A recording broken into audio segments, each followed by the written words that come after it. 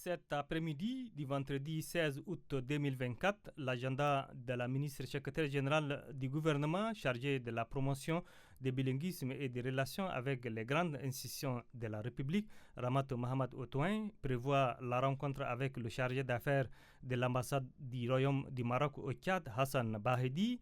Le diplomate marocain est venu échanger avec la ministre sur la coopération entre les deux pays dans le domaine du renforcement des capacités des agents de l'administration publique, la digitalisation des archives des services publics, mais aussi du bilinguisme dont le Tchad doit bénéficier du Royaume du Maroc, une expérience approfondie sur la question.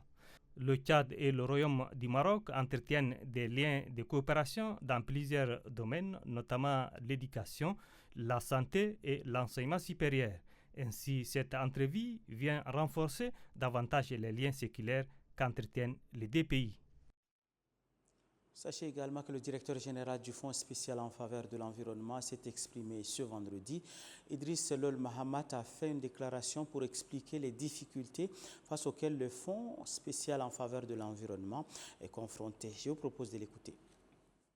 L'objectif global du FSE est de contribuer à la préservation et à la gestion rationnelle de l'environnement, à la lutte contre les changements climatiques, à l'amélioration du cadre de vie et la promotion du développement durable, à travers le financement des programmes, projets et toute autre action à caractère environnemental au Tchad. La difficulté majeure dans le déblocage des ressources du FSE qui sont logées sur le compte 4530 au Trésor public cause énormément de problèmes. Cette difficulté rend aléatoire le mode de financement des projets. Aussi longtemps que ces difficultés persistent, le FSE ne pourra jamais accomplir sa mission. Pour y parvenir à cela, il faut un soutien fort de la haute hiérarchie.